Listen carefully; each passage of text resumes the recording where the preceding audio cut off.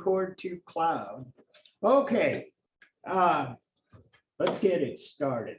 And what I want to say is that on Wednesday, I want to show all of the PowerPoints. I got them from you. I got them from the two people who are on Zoom. There's actually there are like 3 who haven't turned them in yet, and one that gave me a file that I can't open. I don't have any idea. What type of file? .key, K-E-Y. I never heard of it either. I tried changing it into a PDF. That didn't work. It wouldn't change it into anything I could do with Windows Media Player or anything. So I asked this student to resubmit. And I sent, but I got a whole list of them, including you guys. I got them queued up.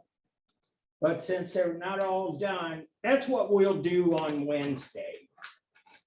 And it'll be kind of a, actually, oh, I was going to talk to you, Brandis. So I said I got yours. You put music. Oh, yeah.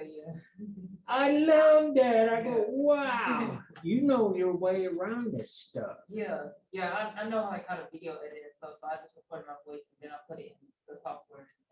It was very impressive. The only thing is my mic wasn't good quality, but like, because it was on my phone, but. Yeah. Well, actually, a lot of them, the mic quality's not really very good.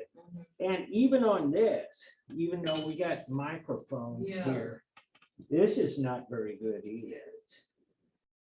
But just saying, I was impressed. And so today, what I want to do is kind of show you the second part of chapter 32, Contemporary Art Worldwide, part 2. And I got some of the rest of the examples from the textbook, but I also, after that, put in a few of my own that should be in the textbook, but they're probably a little too new, you know. Nevertheless, very important. And those will be in the form of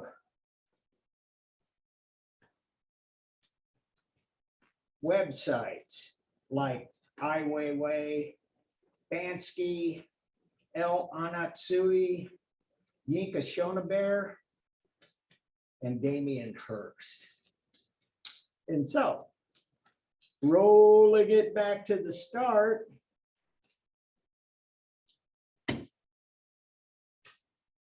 a lot of artists today, in this day and age, they do a lot of art that has political, social, other contemporary issues. And that is really kind of a big thing that's happened in the last 30 years-ish. And this one goes back 40 years. Your gaze hits the side of my face, and it's by an artist named Barbara Kruger. And this is a photo of a statue of a woman, and she put these words kind of just actually, you could do this much easier today with a simple software, but back in the day, this was kind of impressive.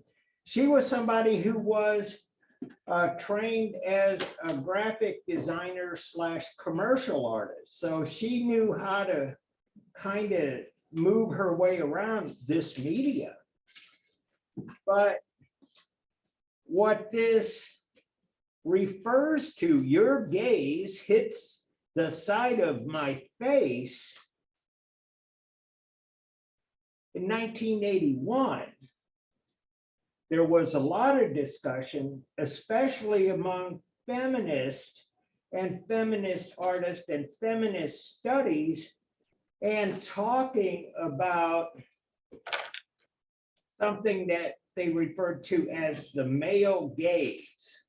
In that, most of the art that had been produced, almost everything that we've seen in this class to this point, was done by men and from the perspective of men for the enjoyment of men. Say, so your gaze hits the side of my face. That's really what this refers to. It was a very salient subject 40 years ago when we were talking about these issues in art. So what I have to say about this, to add to this, what we have here is artists talking about or making work about social justice issues first. Second is that oftentimes it turns right back onto the status of the art world itself. And so when you talk about your gaze hits the side of my face, what she's referring to, and got this classical statue or a photo of it, is about the history of Western art, period. So it kind of does two things. And as we're in this part of the course, I actually got to meet Barbara Kruger when I was in graduate school. She came to the University of Wisconsin and did a lecture and did critiques and stuff. And I was a graduate student, and I was really impressed because she was extremely brilliant. She was like genius. And so anyway, that's what this is about. And I've given you this from stuff that I've read over the years and from actually hearing this come out of her mouth. And so Barbara Kruger, Jenny Seville, branded 1992. And this is in a lot of ways considered another sort of feminist statement, in that she's painting female figure. It's kind of discussed that it's actually a self-portrait, but what she's got here is she's got this portrait of a woman, and it's not particularly a flattering sort of thing. It's more like realism. Not really that many people, especially after you get over like 40 years old, you're not cut anymore. You know, you don't have the bod, fat grows on you and stuff like that.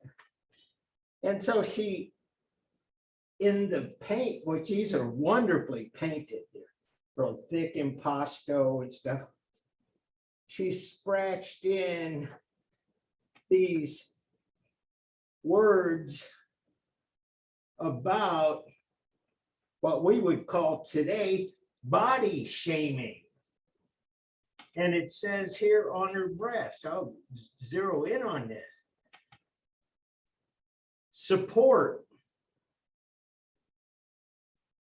cellulite. I'm not sure what that says there.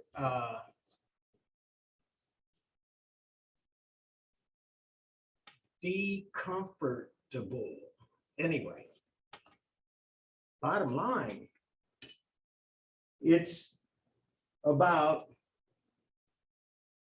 being human and being a woman and not being a model or any of this other kind of iconic sort of beauty.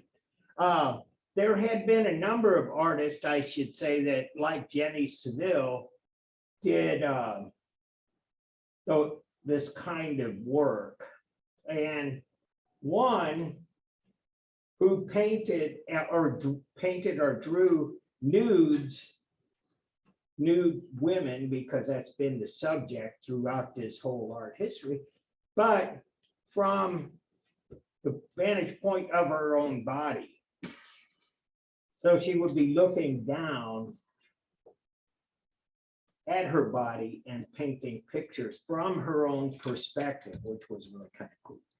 Anyway, and so there's a lot of other stuff going on here too. The advantages of being a woman artist. This is in the book.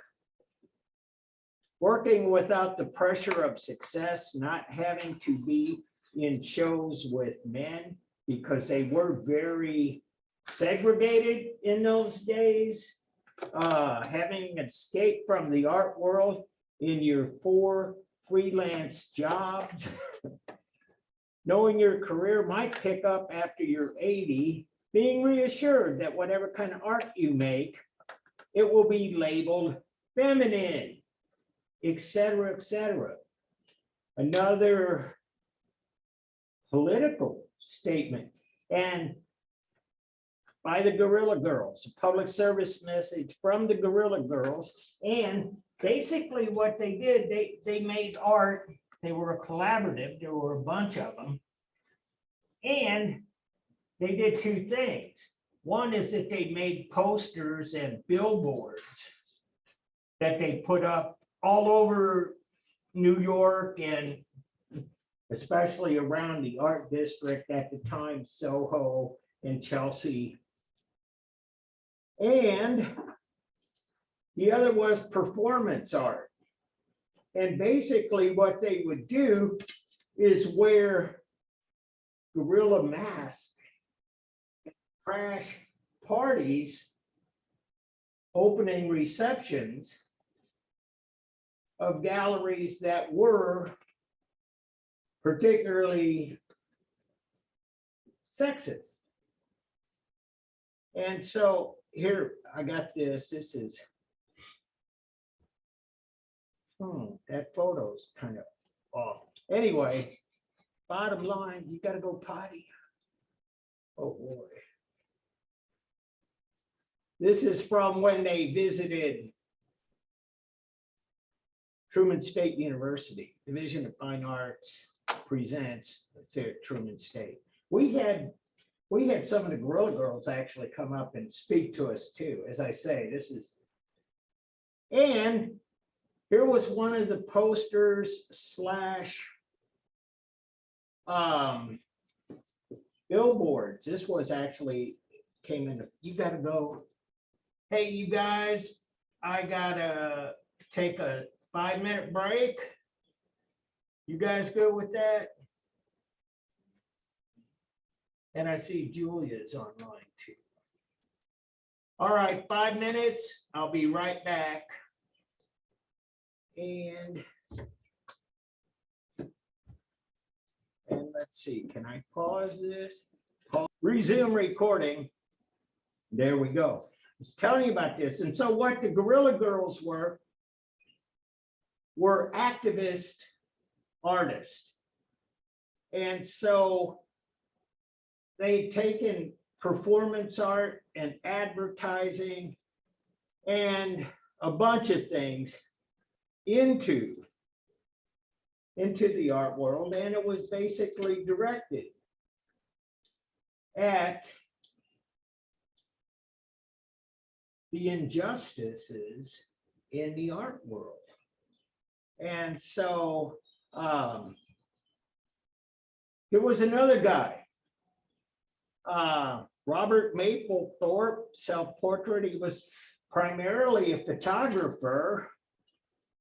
And you can see here, he's kind of doing, mind you, this is 40 years ago, a little bit of gender bending.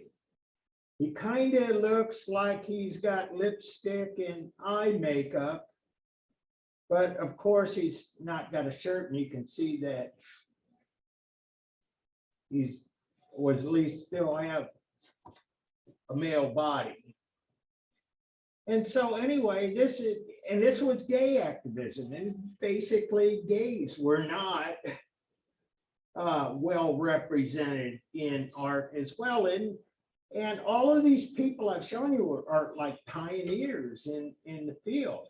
Robert Mapplethorpe died, I believe, in 1990, was in that time, 10 years or so after this. He died of AIDS, which took a lot of artists, went through the artistic community like a plague. And so anyway, he had an exhibition of basically homoerotic art posthumously at the Corcoran Museum in Washington, D.C., and it became a lightning rod. It was one of the salvos, one of the flashpoints of the culture wars that we're still in the midst of today. And so Mapplethorpe was right in the thick of it 40 years ago. And so, and if you ever get the opportunity to see the body of his work, one of the things that he did was that he actually, I'm talking about this being gender bending, what he did too were these wonderful, beautiful photographs of women bodybuilders, which was, as you might guess, sort of feminine and sort of masculine, at least into that binary model. They kind of fit in between, and they were really cool. And so when I put my hands on your body, and so there's a lot of things, you know, anti-war statements about unnecessarily, well, that's something that hasn't gone away either. We're talking about Ukraine as we speak, and all of that. So yeah. And one of the things I want to kind of point out here is that with Barbara Kruger and the Guerrilla Girls and David Wojnarowicz, they're using words in the artwork. And that is really kind of a newer thing too. For a long time, hundreds of years, was strictly taboo to put printed material. There were these strict lines drawn between visual arts and literature. There were strict lines between theater and art. And so you got these things like performance art, which really kind of got one foot in art, one foot in theater. And so all of these old boundaries really start to fall away. And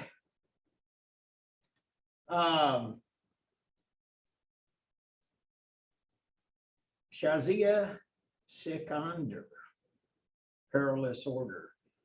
And this may or may not mean too much, except that what we got here are representations of women and a man, and it's not Western. This is like right out of Persian art.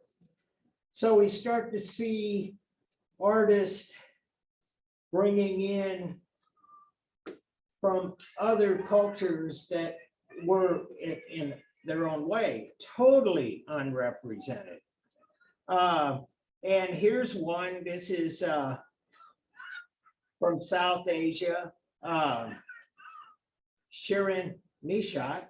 And basically, this is just in the same way like what you have the henna or sepia tattoos, where you see that's a cultural thing. It comes from South Asia and the Middle East. and got this Arabic text all over the feet plus a rifle. And so it's photography, it's the feet, the text, everything. It's like a kind of an amalgamation of a number of different art forms. And then again, like I say, we're talking about social justice and inclusion at this time. Cliff Whiting, God of the Winds. And this is taken out of, and I'm not sure exactly, I can't remember exactly what this is, but this is out of ancient cultures. He's put it together, oil and wood on fiberboard, and it's from New Zealand. So I'm thinking, yeah, now I remember. Maori culture, the native people of New Zealand. And so you have these other people, scrap metal, number 3A. And so he's taken this picture and it kind of looks like a geometric abstract painting that you might have seen some 30, 40 years prior to this. But what you got here is an environmental statement about waste and compacting all of this scrap metal, and it's just kind of disgusting. Huarachico. I never could say this. Here was a guy who, and they're still doing this, he had pretty much invented this. He took projectors, not unlike the one that's here on the ceiling, and he would project images in places. And this is outside the Civil War Soldiers Museum. This is in Boston, and you can kind of see what's up here would be the memorial. There's the pedestal, but he's got a picture of a homeless person, which is the park. This is where a lot of homeless people stay. And they usually wield something like shopping carts and got their stuff in trash bags, and they're cold and they're homeless. Bringing attention to homelessness. And this was not his only thing. He did some really cool things back in the day. Like he projected on the embassy of South Africa before Nelson Mandela became president, before they abolished apartheid. And he put this big white spot with a big black swastika and put it right on the side of the building. Nazis. And so anyway, it's about social justice. It's about issues. It's Sandow Burke, death of Manuel. Bottom line, here you go. You've got a guy here. He's lived at, I think this is a 62 Chevy, maybe a 61. Anyway, it's a lowrider, and this is like East LA. And that's where this is. Culver City is in California. And it's about gang violence. And the guy got shot in his car. You can see the bullet holes. Same thing still happening today.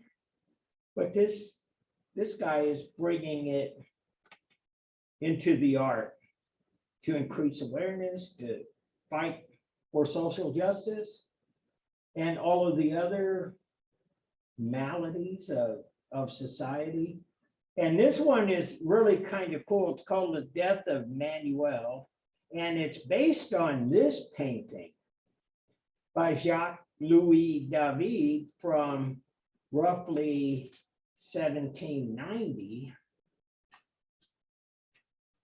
And this was during the French Revolution. And this is a very famous, iconic work of art.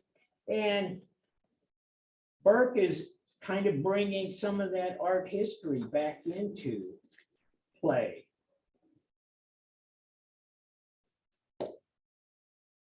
Oh, going the wrong way. Sorry, guys. And so I pulled this out of the discussion questions that come in the textbook. You know, I get all this material. I don't use that much of it, but it says explain with examples how many contemporary artists use art in differing ways to address pressing social and political issues. And that's really what I've been showing you here. They each have gang violence in East LA, homelessness, environmental issues, Maori culture, indigenous people,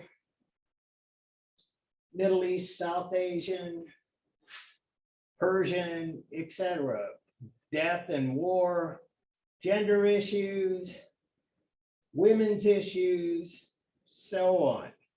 So that's everything. And I thought, well, this question is like really pretty good because it's exactly is probably more to the point of what the textbook is about than the other questions that they typically have. Insider information. I've talked with other professors that teach this same class, and we've always rolled our eyes at some of the questions that come with the textbook. But this one was really pretty cool. It's right on the mark. And this is the question for quiz 6. And I posted it this afternoon. And I wanted it by the end of the week. And I got to kind of cut it a little shorter than usual because this is our last week. And I'll show you that prompt again before we go home. But this is really right in the middle of what a lot of this art is all about. And so Martha Rosler, David, what do you got? I also got a notification from also quiz 7. Yeah, that was a mistake. I labeled it quiz 7. I renumbered it. I thought we were on 7. No, it's only 6. But I just edited that quiz and put 6 on it, but it didn't put that notice out again. So, which is part of the reason I got to show you this before we go. But again, here it is, Martha Rosler, Gladiators from House Beautiful, Bring the War Home. Iraq. There are people, Iraqi people out here, and there's all kinds of things going on. American soldiers, photo montage, anti-war. We've seen that. Anti-war. You guys, anybody familiar with the United States Army? Randis. My dad, Yeah. I just want to show you this then. That patch. 1st Infantry Division. They call them the Big Red Line. Just say it. You knew that? oh, no. Oh, okay. I would be. Well, anyway, yeah, they were in this is all authentic. Fernando Botero, Abu Ghraib. This is where they tortured prisoners in the Iraq War. A lot of war crimes occurred in these walls. It was awful. And the other thing I have to point out is that Botero, he paints a lot of pictures of people doing different things. They're not all gruesome like this. However, every time he paints figures, he paints them rotund, heavy people, round people. And so that's kind of part of another thing that he does, you know, and that kind of goes back to Jenny Seville and body shaming and stuff like that. You can read a lot into it. Leon Golub, Mercenaries, #4. This is yet another anti-war, anti-violence painting.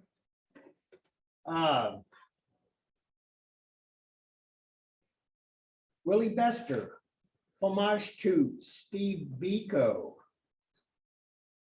Anybody know Stephen Biko?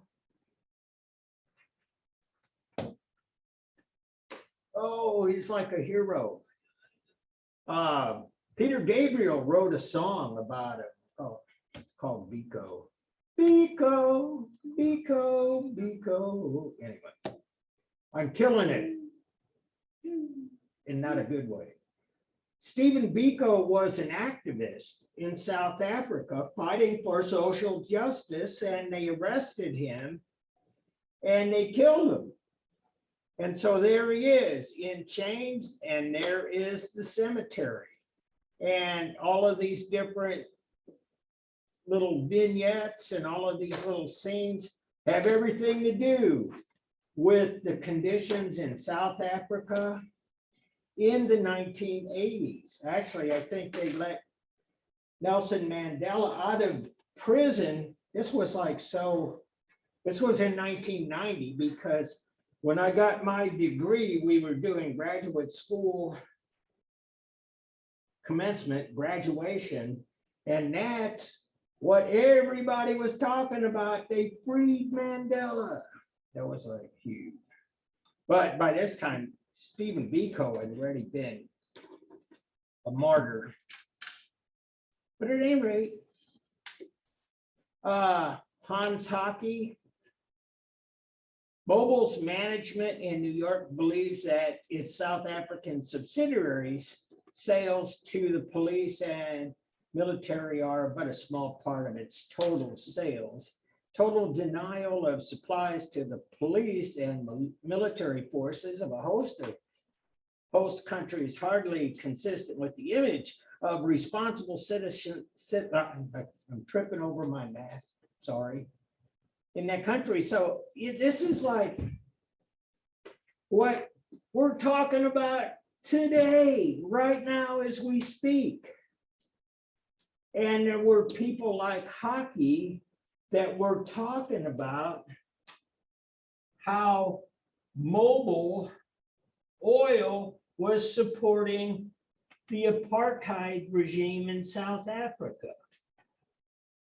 Much in the same way that we've been talking about sanctioning Russian oil and gas, because that is subsidizing the war in Ukraine. And so, yeah, things that change, more they change, the more they stay the same, they say. But anyway, this is social justice again. And I got some other ones here, race and ethnicity identity.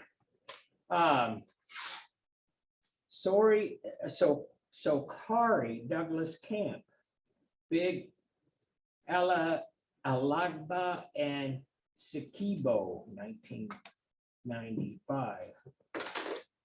And so, what would this might be?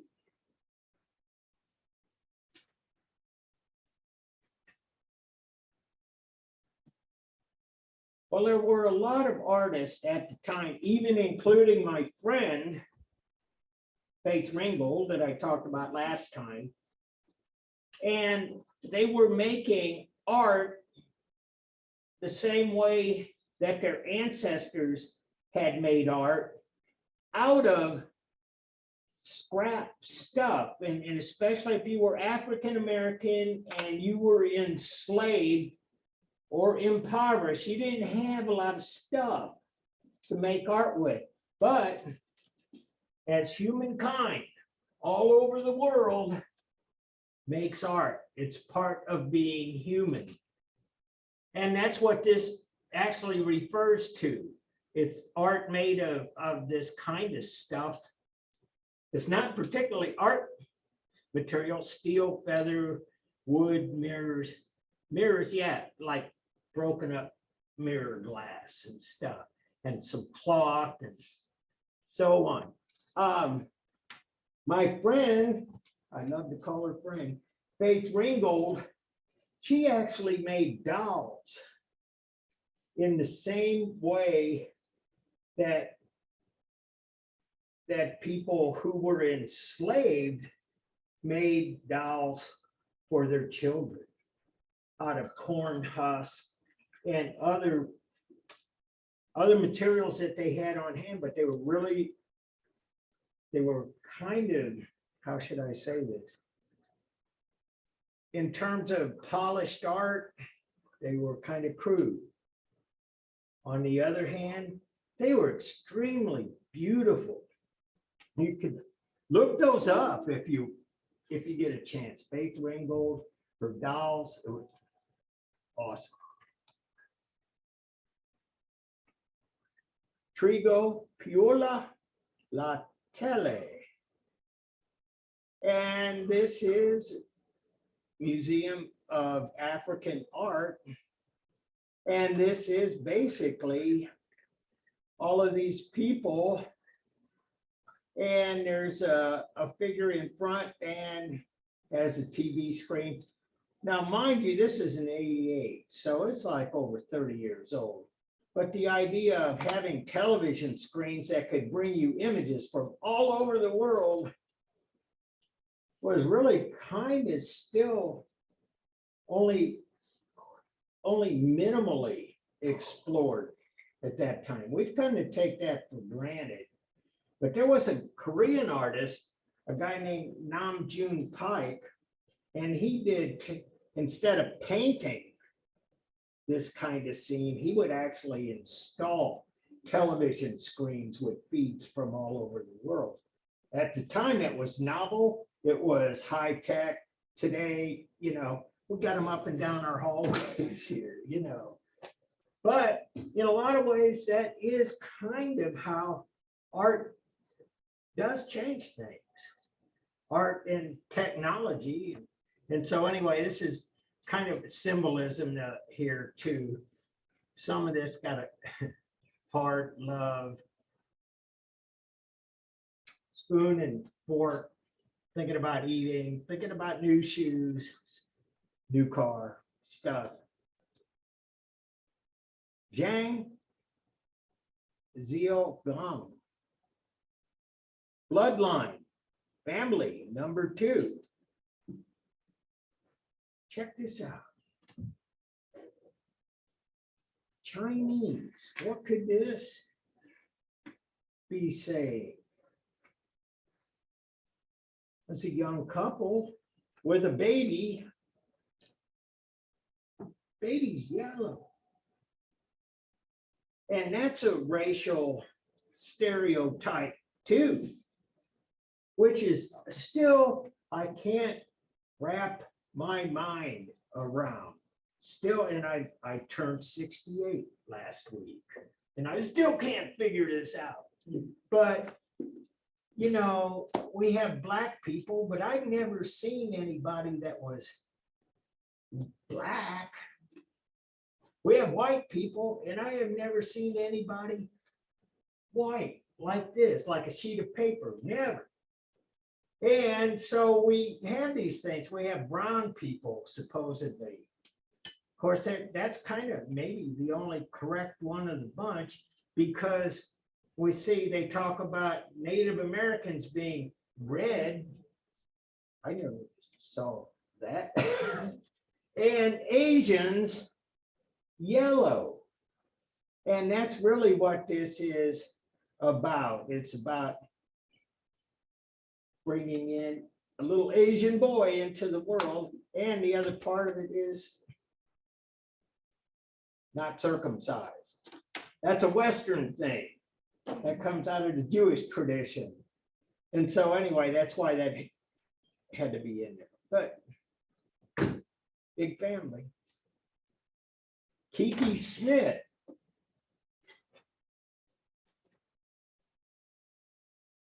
Puts these sculptures together and they're just, actually, they're kind of tough to look at. I didn't think, Like, What? it was like they was like, I'm like, Like from an Egyptian mummy or something. Oh, yeah, absolutely. And I'll show you, zoom in on some of this too. Because you see, not only is that, but, and you're so right, Brandis, but the other thing is it's about bodily functions too. And so it's like these bodies, they look like they're ancient, they look dead. Everything's kind of leaking out, skin's all bruised up. And there's been a lot of talk about this being really a reminder of the frailty of the human condition. First of all, like you said, these look like they're, we all die sometimes, and we're really, we leak fluids and stuff, and we got to take in food, which is oftentimes dead animals and plant, I mean. So anyway, that's yet another theme. Keith Haring. You guys have probably seen examples of his work because he has lived on. Another artist, he died. he died of AIDS. Yes, absolutely. This is one of the last things that he did. He became hugely popular just prior to his death, and he was a graffiti artist in New York, South Manhattan, just tagged all of this stuff more before a lot of that was renovated. It was really kind of slum area. And where they are people like Jean-Michel Basquiat and a bunch of other people, a lot of punk rockers, a lot of artistic activity. And Keith Haring came from Iowa, went to New York to be an artist. And he did these, and he would put these images all over the place. And I remember at the time when he was still, alive and still, well, he was very active, was back in the days when we had Walkmans. He would talk about putting on his headphones and his cassette Walkman and going down in the subway and painting, and how somebody came and robbed him of his took his Walkman and his sneakers. But bottom line is that he developed a whole language of these sort of cartoon characters. And so as that developed, he developed, and this is in Italy, in Pisa, Italy. And this was a commission, one of the last things he did. But again, I was talking about Basquiat coming out of the slums, Haitian born, becoming a graffiti artist who was noticed by the galleries and rose to stardom and died of AIDS. Pretty much the same thing here, Keith Haring. His is much more cartoon-like, but nevertheless. I got this up here too, money. Money. Money. I love money. I do too. And so there was another thing going on. This isn't really like political or social or anything, but there was this kind of re-examination of art and how money influenced art. And what role does it play And it always has played a big role. And to some people, the best art is the most expensive art. Just like the best sneakers are the priciest Air Jordans. Or the best watches of Rolex or something. Anyway, that kind of attitude was prevalent in the art world. And there was this guy, Jeff Koons, and he worked at the Museum of Modern Art. And he was an artist, and he kind of took a look around and he started making these objects that were really kind of what you might call lowbrow, not particularly lofty. They don't carry a big weighty message. And in fact, they were chosen because they were actually banal, uninteresting.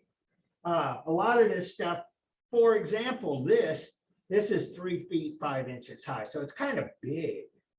But if you saw this in a smaller version, this looks like something you would get at a convenience store or a truck stop. You know how they sell you this stuff, you know, lowbrow, not particularly, it's almost anti-intellectual. And he talked about that, Koons, banality as an aesthetic, as beauty. The banal is beautiful. And so anyway, he starts making these things here, and then he starts to catch on. It gets bigger and bigger. Now this looks like, I say, something you'd buy at the souvenir shop or something. That is Michael Jackson, and that's Bubbles right there. Yeah, I've seen that. I love that. I do too. And so anyway, his artwork was wildly popular. And this is Jeff Koons himself. And he was kind of well connected into the art market, kind of knew the right people, and actually got to a point where he really wasn't making these things himself. He was kind of designing and overseeing the process. But a lot of these porcelain statues were made by the same people that did Precious Moments, you know, which is another kind of thing that you would pick up. Anyway, this is him, Jeff Koons, and Michael Jackson. And I love Michael Jackson too, by the way. And here's another one. Mylar balloon, but it's not a Mylar balloon, it's a steel sculpture. And if you did this, it would ring because it's metallic and it's highly polished, but it looks exactly like a Mylar balloon.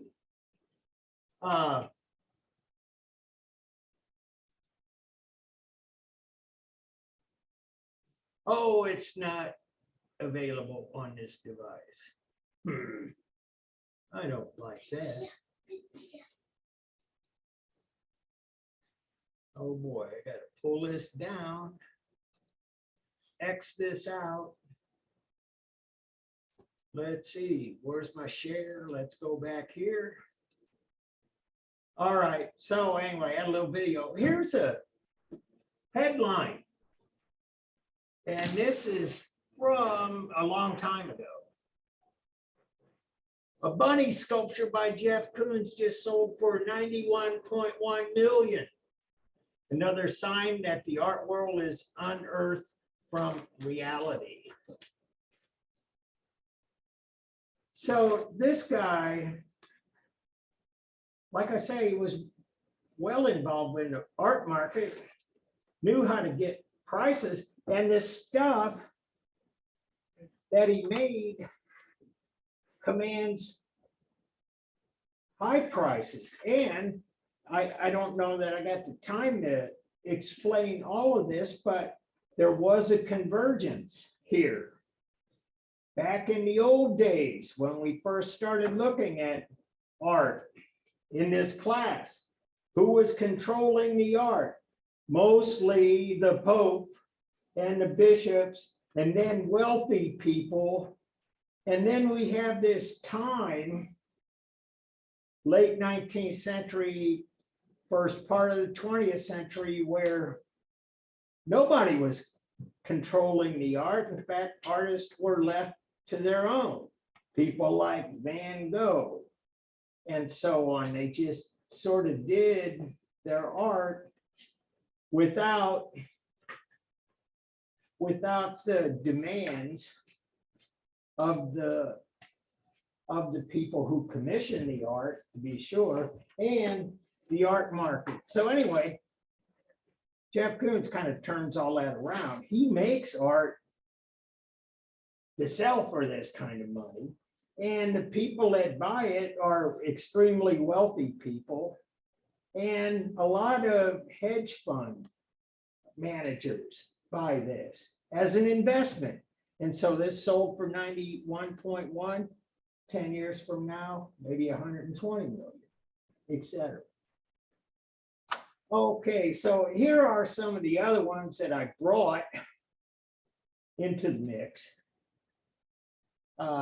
Let me make sure I got my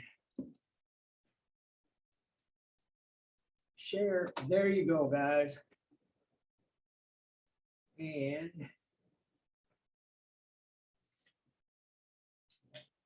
oh, Natalie, I didn't get you. Good.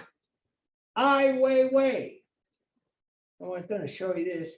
Ai Weiwei is the most famous Chinese artist living today.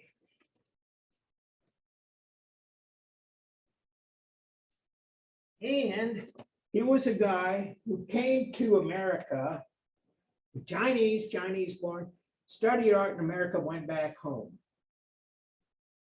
And so China has an illustrious history of dissidents, anti-authoritarian originals, and eccentrics. This is basically one of the themes of Ai Weiwei's artwork. In that, I showed you the anti-apartheid artist. He is a guy that's does a lot of work against the authoritarian regime in China. And want to show you this. I'm going to have to zoom in. Oh, it won't let me zoom in.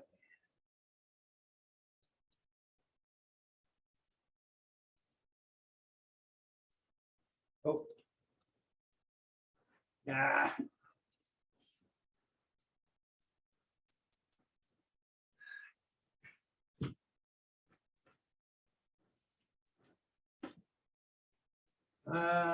Yeah, it looks so good on my computer. Anyway, can you guys see this? It's a guy what is flipping the middle finger. Oh, yeah. Yeah, and so in what appears to be a classic tourist snapshot, I sticks his middle finger up at the Tiananmen Square gate. And it's called A Study of Perspective, Tiananmen Square. And so basically, it's got a double meaning. It's got a triple meaning, if you will. One of the meanings is that he's flipping off the government there in China. Second one, you talk about perspective. Look at how the lines go. This is right out of perspective, linear perspective as we studied it. And the idea that his middle finger sticking up is exactly the same size as the gate of heavenly peace there. So it's about foreshortening, it's about linear perspective, and it's also flipping off. Flipping off the Chinese government. So that's Ai Weiwei.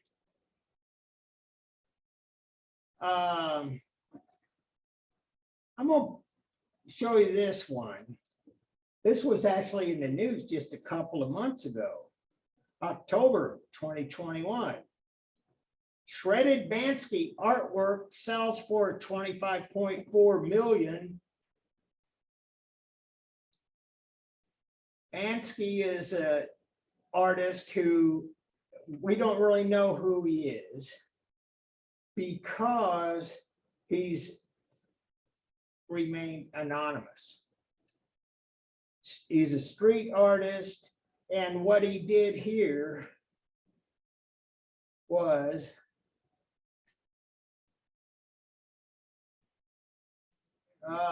there's too much ads here. I'll tell you what he did. He sold this work. It was a drawing of his, and it had a little box underneath of it. And it said that it sold 3 times on high estimate to undisclosed buyer. The sale price of 25 million includes the auctioneer's fee and stuff. And so the piece consists of a half shredded canvas and an ornate frame. That box that was under it was a shredder. And when the guy said sold, the painting started being shredded. Did you guys hear about this? Oh, well, bottom line, you might want to take a look at it sometime. But, and that is in its own way, it's performance art, it's, man, here we go. It's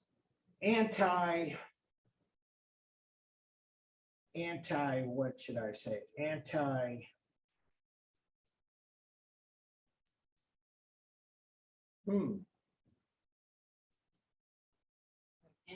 that pay a lot for art.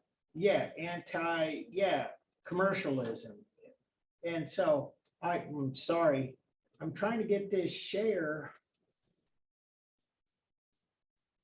And it's not giving it to me.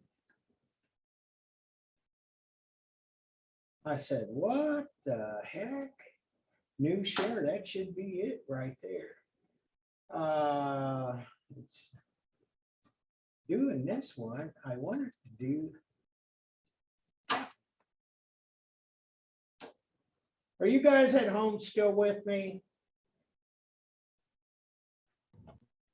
Yeah. Okay. I'm gonna have to do it this way. I'm losing my cursor too. And so anyway, Ai Weiwei, Jeff Koons, Bansky. I have some other guys here, El Anatsui, African artist, Yinka Schonebeer, another African artist, Damien Hirst, British artist, and it's 6:05. So if you want, I got the links there. I'm kind of hoping that that we'll get there. It's working again. End show.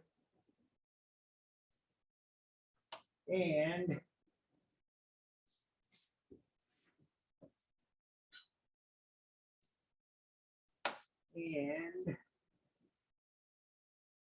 assignments.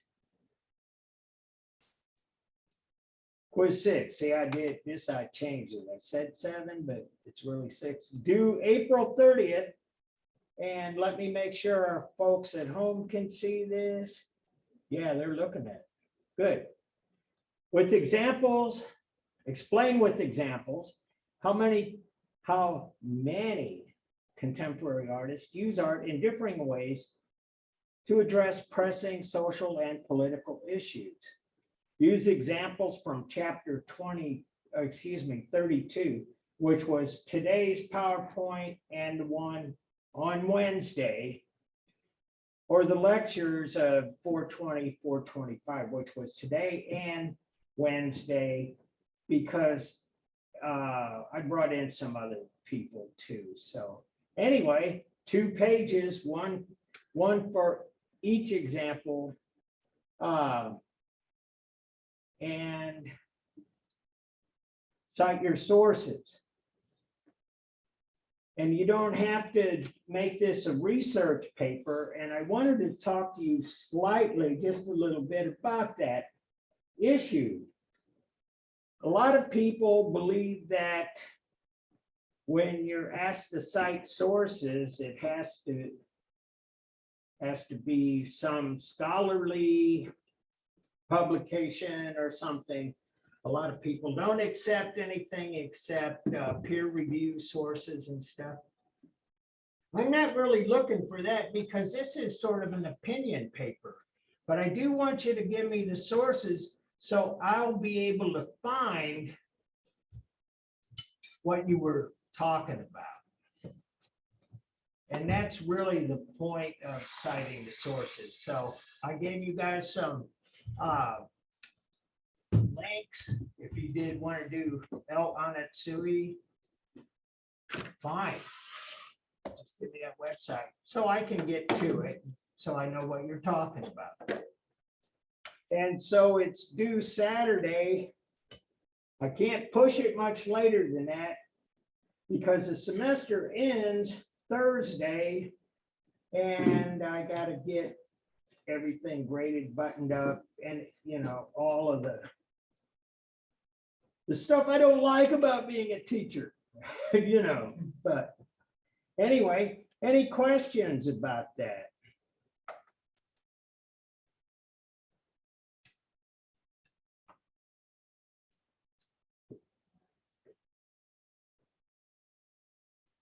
No.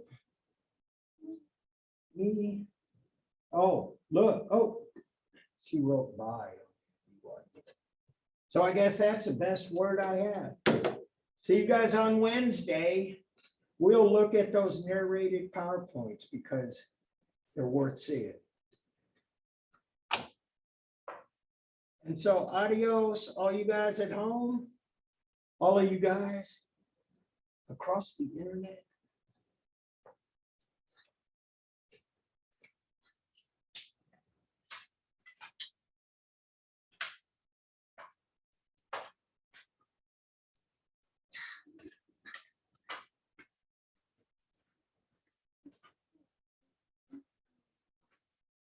Let's see. And